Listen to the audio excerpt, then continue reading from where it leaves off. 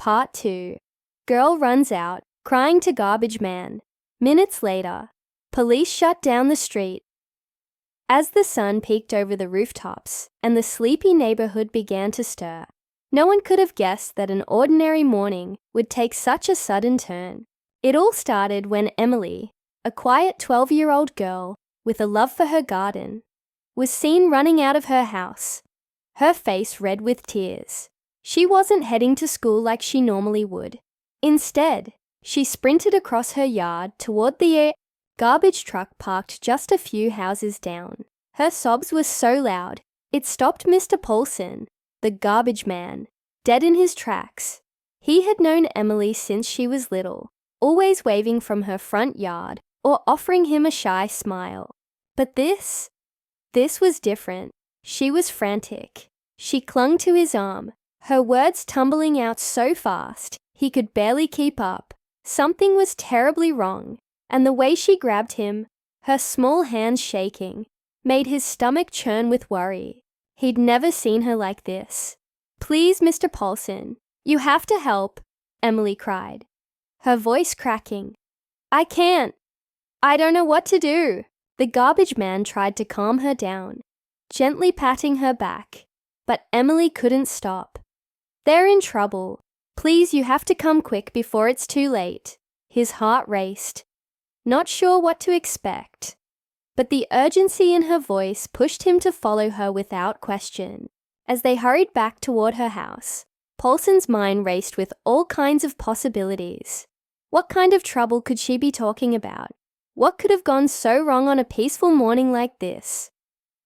Just as they reached the driveway, the sound of sirens filled the air, growing louder with every second. Red and blue lights flashed from around the corner, and within moments, several police cars came speeding down the street. Neighbors peeked out of their windows, drawn by the commotion, as officers jumped out of their vehicles and moved quickly toward Emily's home. Paulson stepped back, startled by the sudden presence of law enforcement. Emily's eyes widened in panic as she saw the police arrive. "No, no, no," she cried. "They can't come yet. It's not safe." The officers quickly moved to secure the area, their radios buzzing with commands. One of them approached Emily, kneeling down to her, level.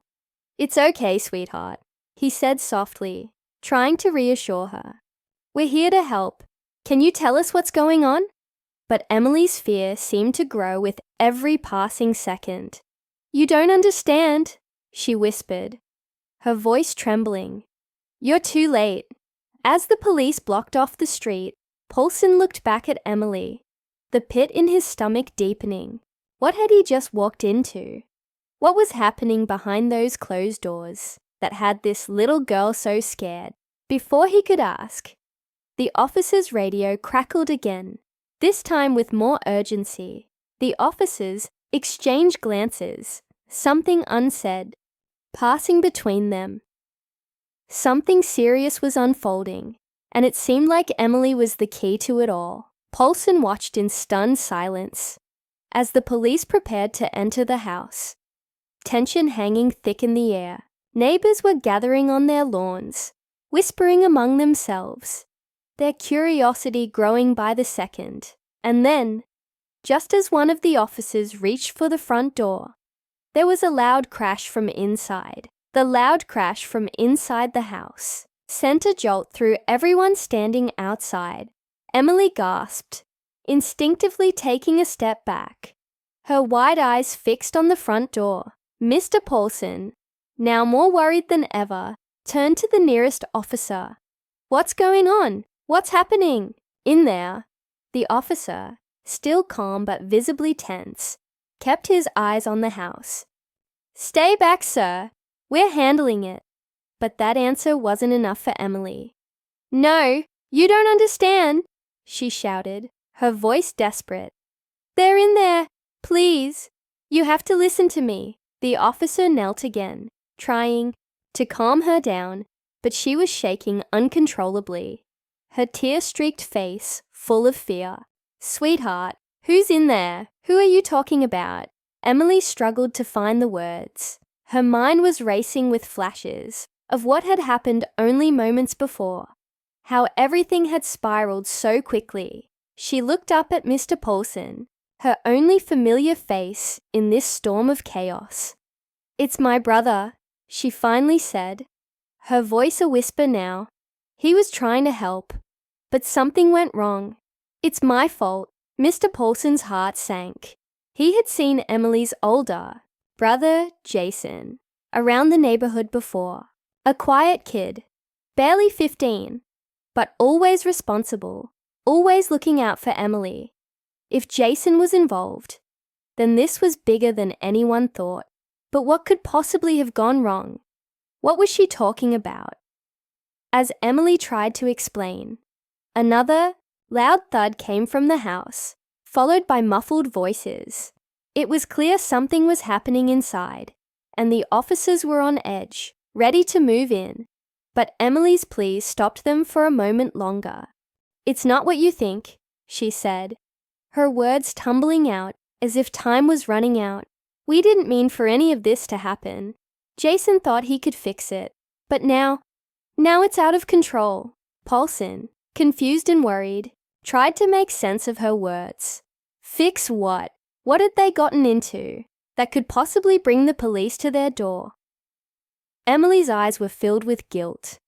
She could barely stand still, her hands twisting together, as if trying to keep from shaking. "We found something in the attic, something Dad left behind when he left us." Her voice cracked at the mention of their father, who had walked out on the family 2 years ago, leaving Emily, Jason, and their mom to pick up the pieces. Mr. Paulson knew a little about their family's struggles. Mrs. Harris, their mom, had been working double shifts at the hospital ever since her husband left, leaving the kids to fend for themselves a lot. Jason had stepped up to help take care of Emily, but Paulson could see how the weight of it all must have been wearing on him. Now it seemed like that burden had grown into something much more dangerous. "What did you find, Emily?" Paulson asked gently, trying to help her focus. "What did Jason try to fix?" Before she could answer, there was a loud crash from inside the house, followed by the sound of hurried footsteps. The officers exchanged another look, this one more urgent. They couldn't wait any longer. "Move in!" one of them shouted, and 2 officers rushed toward the front door. But just as they were about to enter, the door swung open. Jason stumbled out, his face pale, his hands trembling. Behind him, inside the house, the shadow of something larger loomed, something that no one could quite see clearly from the street. Jason's eyes were wild with panic, and he was gasping for breath. "I couldn't stop it," he said, his voice barely a whisper. "It's too late." The officers quickly moved toward him, but Jason stepped back, shaking his head. "No, you don't understand. If you go in there, you'll make it worse." The tension was unbearable now, everyone frozen, waiting for the next move. Emily, tears streaming down her face, ran toward her brother. "Jason, please," she cried. "We have to tell them the truth. It's the only way." Jason hesitated, his eyes flicking between his sister and the house behind him.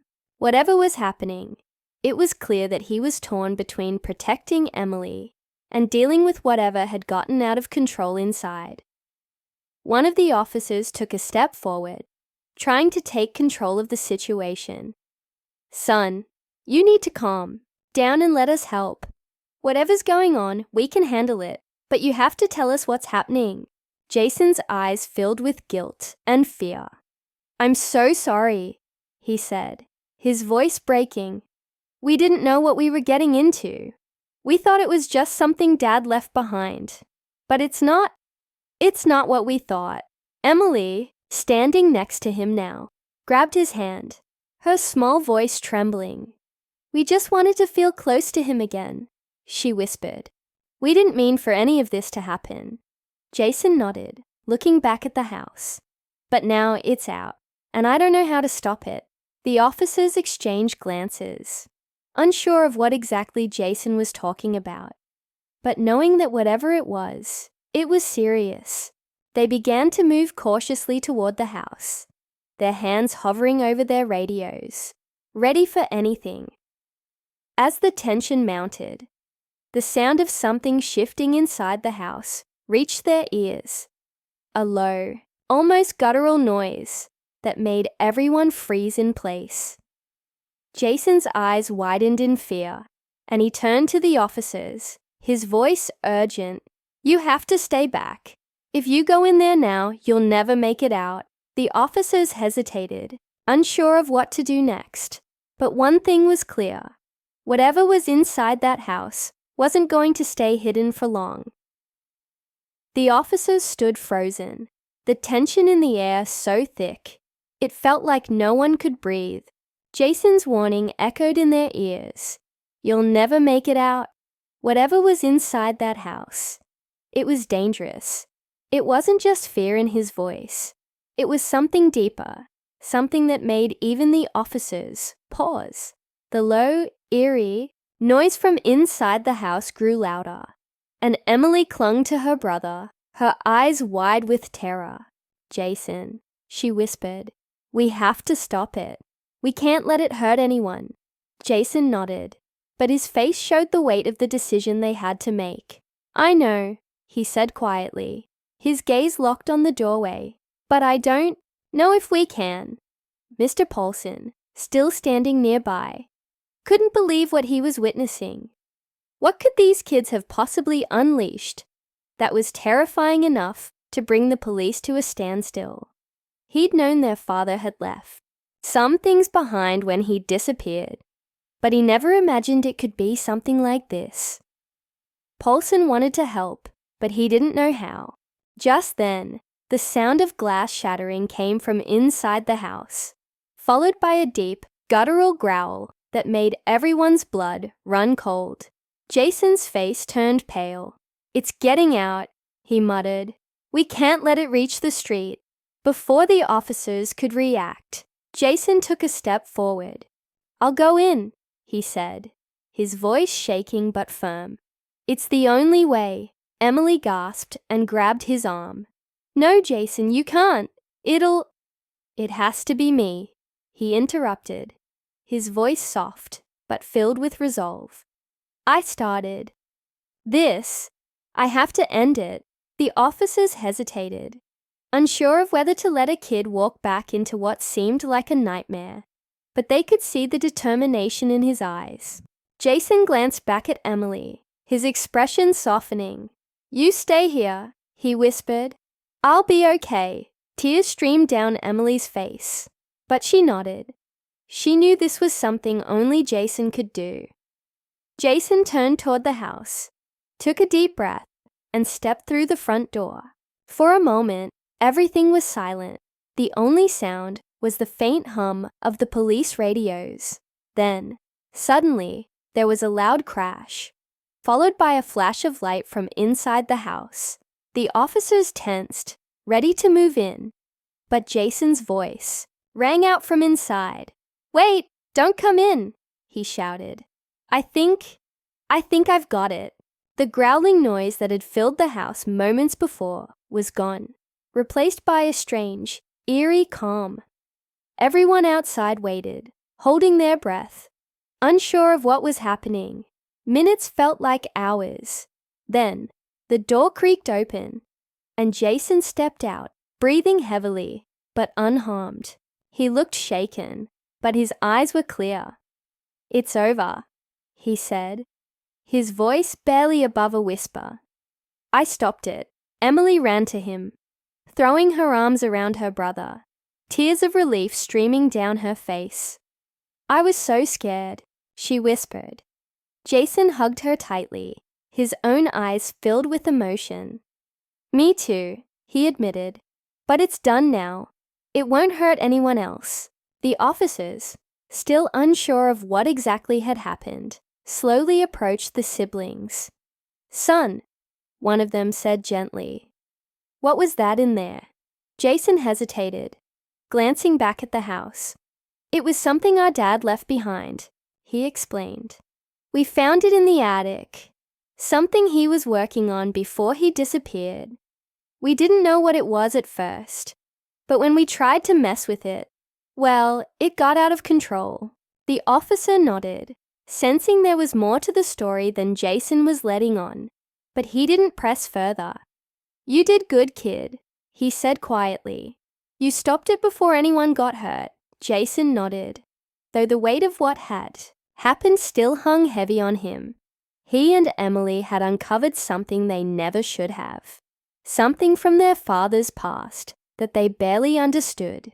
But now it was over, and that was all that mattered.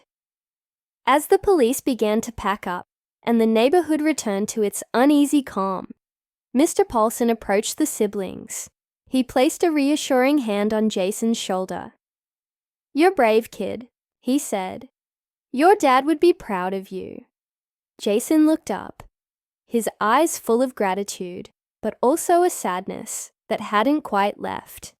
"Thanks, Mr. Paulson," he said quietly. Emily, still holding onto her brother's hand, looked up at him. "We're okay now, right?" she asked softly. Jason nodded. "Yeah," he said, his voice stronger now. "We're okay." As they turned to head back into the house, the street finally started to feel normal again. The flashing lights were gone, the neighbors had retreated back inside, and the tension that had gripped everyone all morning seemed to lift. But the memory of what had happened would stay with Emily and Jason for a long time. They had come face to face with something they couldn't explain, something tied to their father's mysterious past. But they had made it through together, and in the end, that was all that mattered.